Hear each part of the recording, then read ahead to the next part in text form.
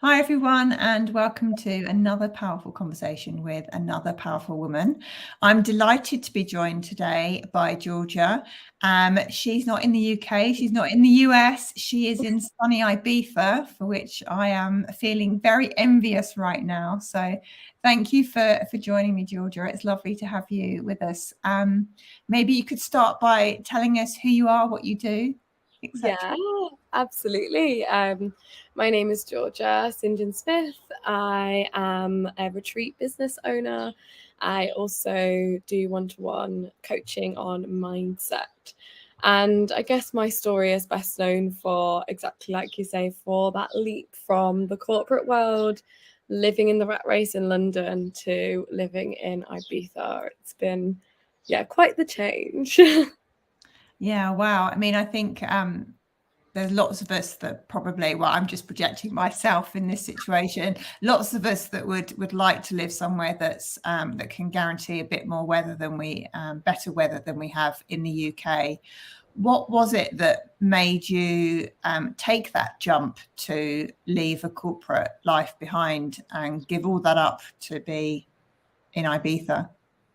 Well, it's funny because when I actually left the corporate world, I didn't know I was going to move to Ibiza. So I guess it just shows it really is step by step. I'd always had this dream to live here and this dream to be here, but I didn't think that it would happen so soon. I thought, oh, I'll do that at some point in the future.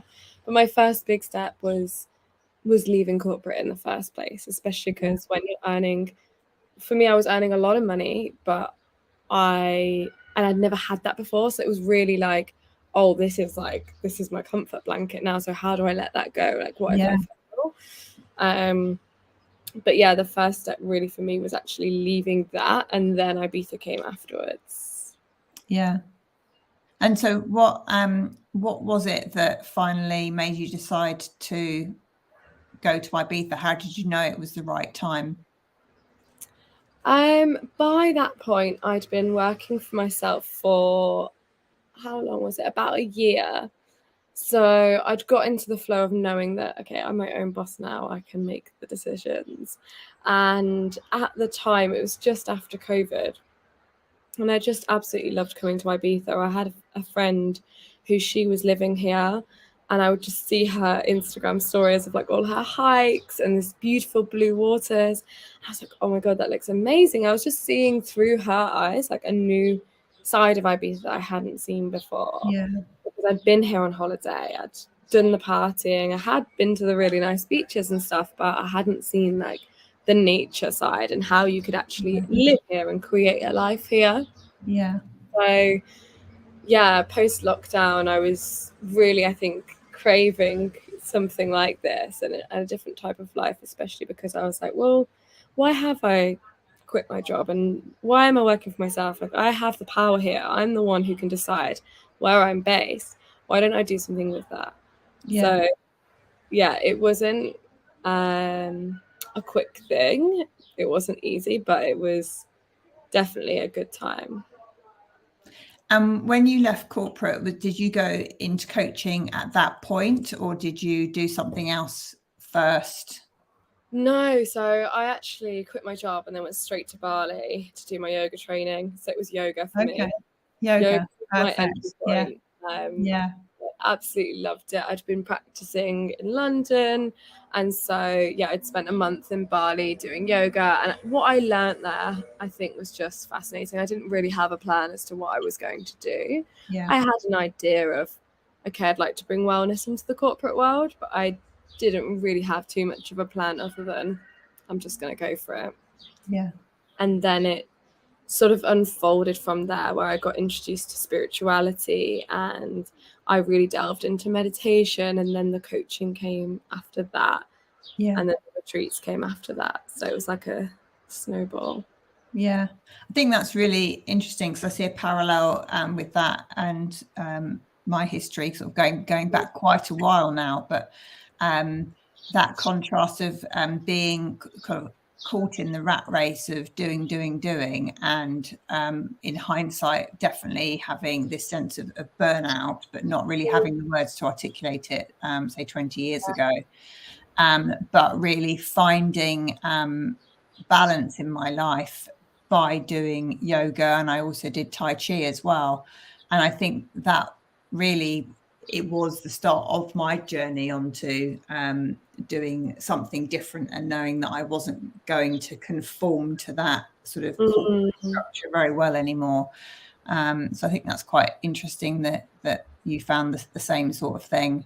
Yeah, and I think so many people are living with burnout, but they have no idea what it is. You know, it's like you'll go to work, come back, you're exhausted, you do the same again, you go out on the weekends. Like that's the thing about burnout, it creeps up. You don't know you're in it, but you are. And that was the same for me. You know, I didn't know at the time, oh, this is burnout. It's only when I look back and be like, I was really burnt out. And I was just with my mum being like, Georgia, you're burning the candle at both ends. And I was like, what do you mean I can do everything? Yeah.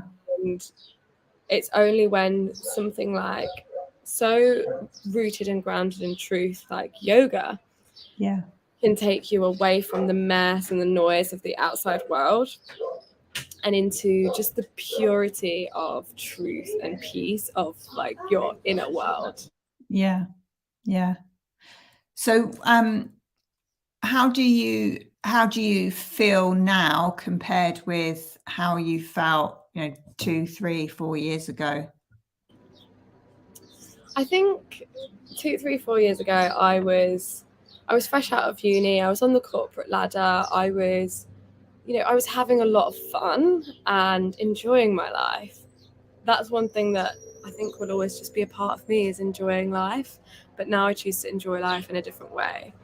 So how do I feel is more in touch with my emotions. Yeah. I feel less confused. I'm very clear on who I am and what I want to do. Whereas previously, I would say I was a bit lost. And I might not have admitted it that at the time, because I had the whole career and the trajectory. So I probably would have said, oh, I'll just, get a promotion. And that's what I was really working for. It's like, I just want to get a promotion and, lead a team. And then I did those things. And it wasn't until I was leading a team and having the promotion that I was like, oh, okay, what now? Yeah. So who do the people that you have come on your retreats, are they a reflection of who you were in that corporate world? Sometimes no. Often it is people who, they are in that corporate world and they have a desire for something more. It might not be as radical as my journey, as quitting everything and moving to a different country, but it might be. But there's definitely a curiosity to life, and there's a thought of, okay, there's more to life than what I've been told here. Let me connect with myself and see how much I'm capable of. So I tend to get very ambitious women who may have been, and I guess this is true for a lot of women, like kind of like dampened before and like told, you stay in your lane, you do your thing. Yeah. But this is the total opposite. It's giving permission to be exactly who you are, be the woman you are in a man's world, which isn't always easy.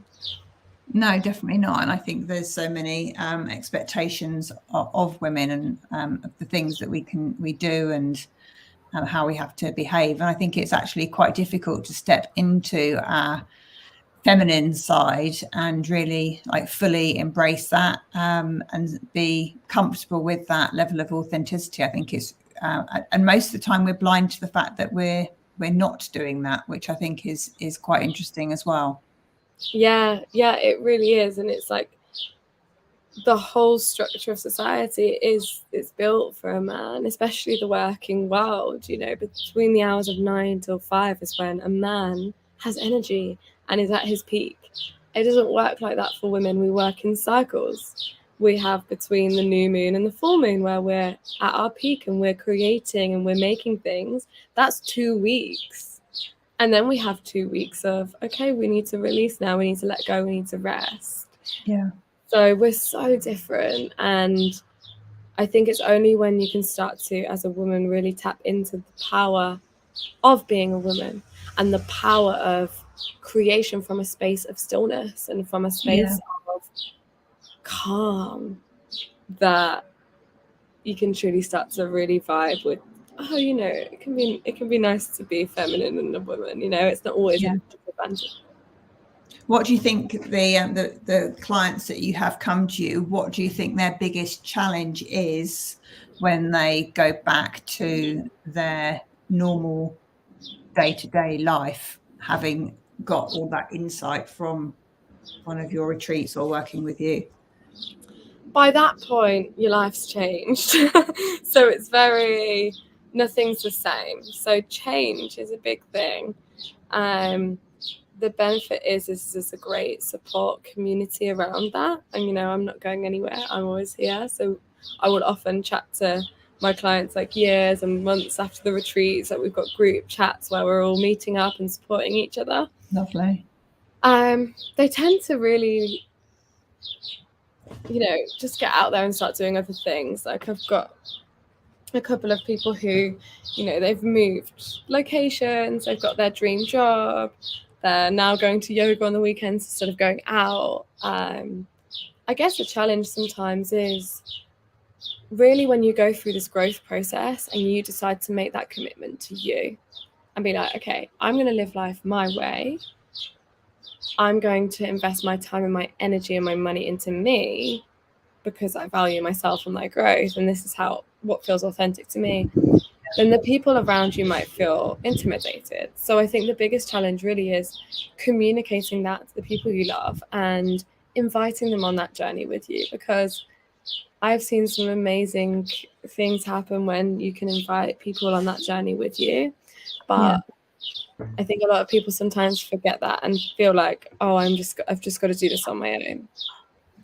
Yeah, and I think I noticed that it's really hard when you have a client that's made change and they're fundamentally not really the same person they were before they started working with you, but their loved ones aren't on the same journey as them. I think that can be quite a big challenge for people. Do you see that as well?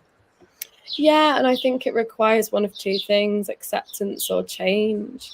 It's really about, look, there's people in the world who will never choose to grow, but it doesn't mean they're any less. You know, they can still be amazing people, but they will never choose to grow. They will never choose to go on this journey or fulfill their full potential. Yeah. And we can stand there and try and whip them and make them grow and whip ourselves and make ourselves grow. Or we can accept that, okay, this is where they're at, this is where I'm at, it's different. Yeah. And we can still have a beautiful life. Accepting those polarities. Because I think in the world we live in a world of polarity, of black and white, of light and dark, sun and moon. And unless we can accept that and be like, okay, you're different to me, I still love you, you're still great, then we're going to have a hard time. Yeah, no, I agree. So what does that make your kind of like ultimate vision for your business? What sort of change would you like to see in the world? I'd like to see more community in the world, genuine community.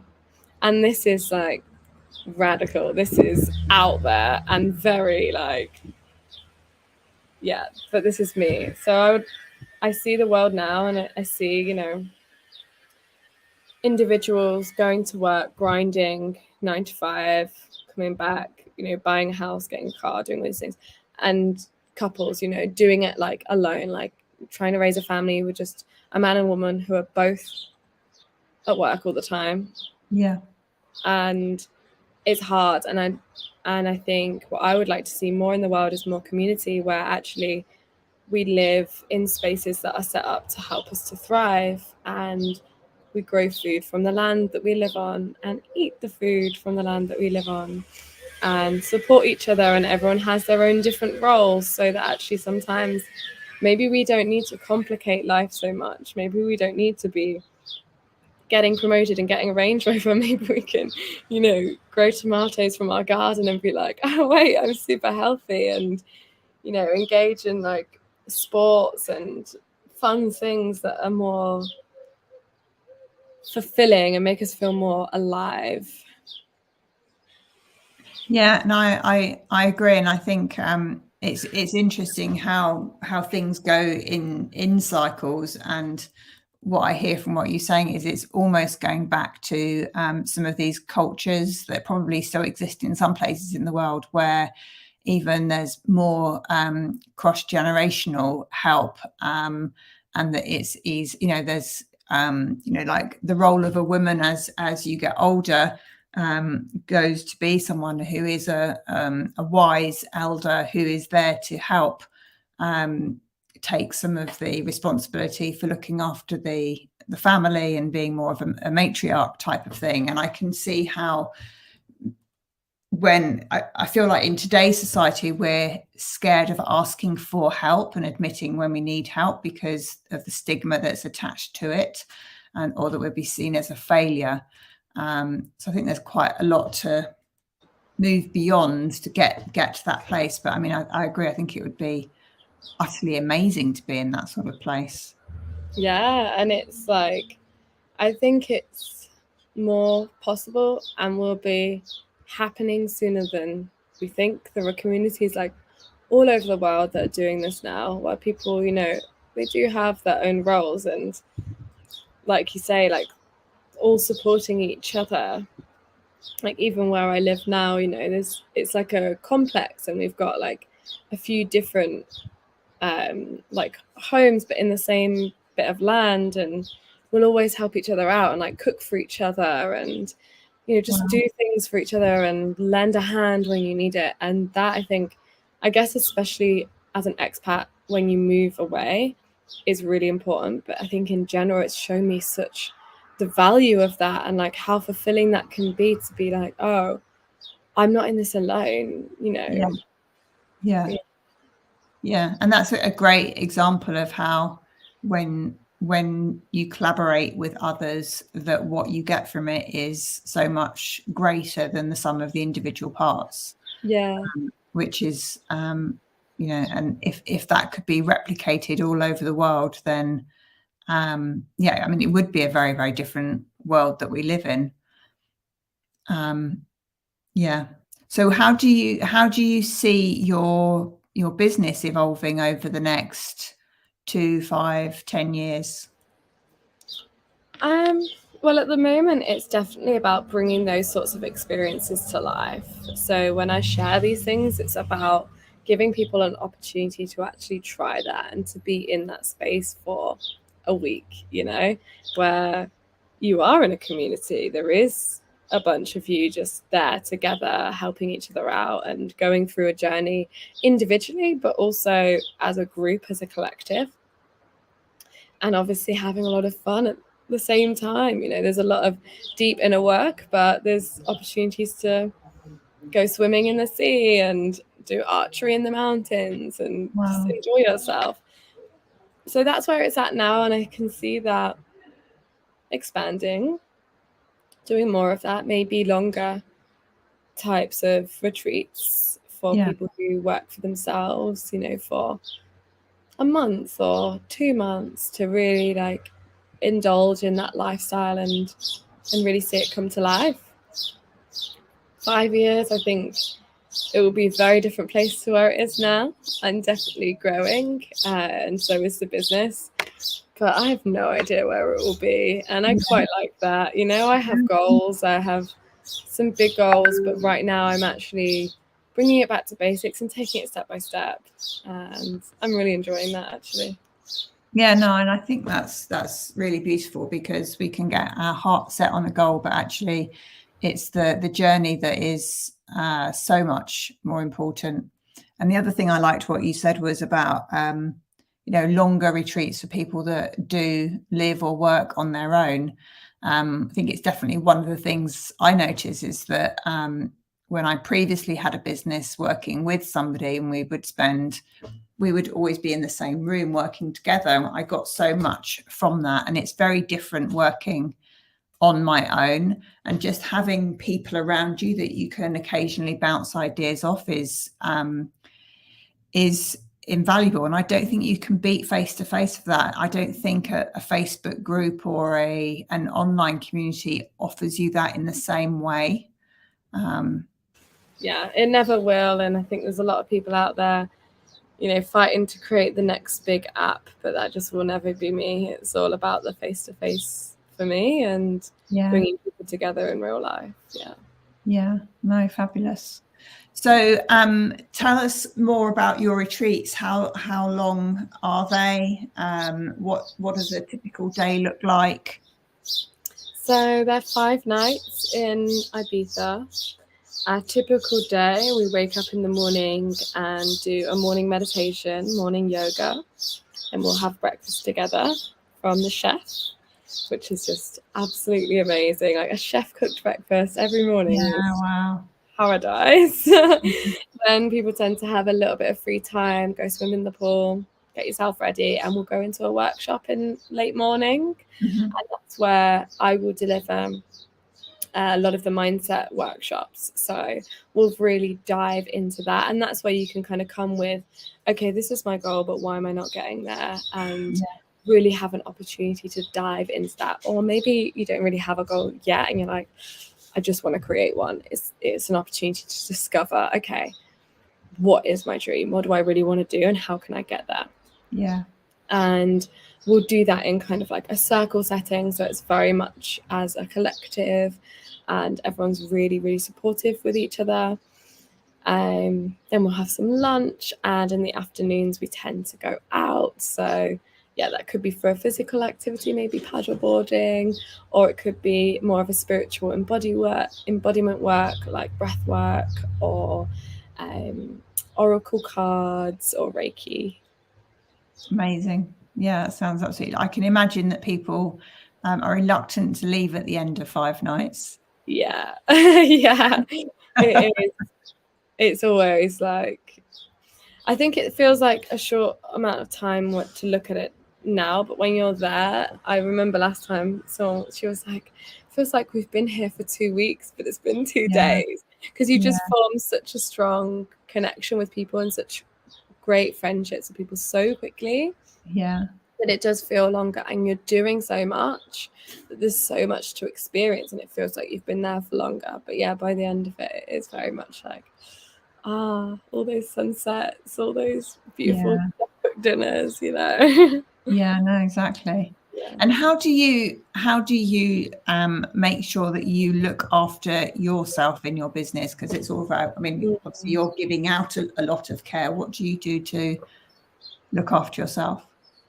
So for me, it's all about really practicing what I preach. And this has been a journey for me. It has not been easy. There's been times where I've really looked at myself in the mirror and been like, oh my goodness, we're back here again. Like, it's time to look after myself again. But what really works really well for me is having one thing that I do for me each day. Particularly in the morning. So before my day starts, doing something for me. Often it will be meditation. Just take myself off to a spot and meditate. Or it could be journaling. I absolutely love journaling. Or doing oracle cards. Going to the beach. Just doing something for me before I start my day works really, really well for me to make sure that by the time I begin my day, my cup is full.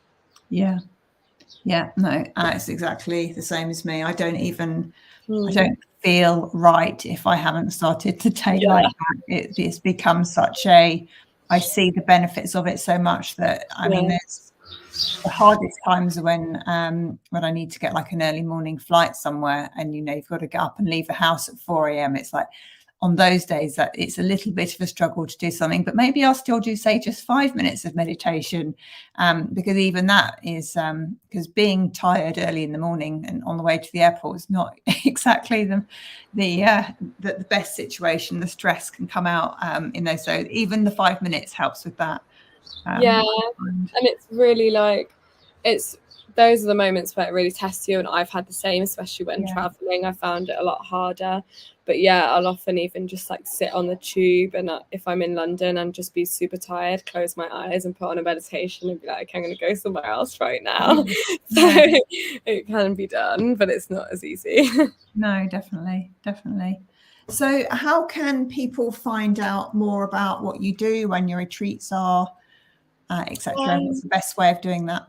So the best way is to contact me. So you can do that on my website, which is sancti.co.uk, SANCTI.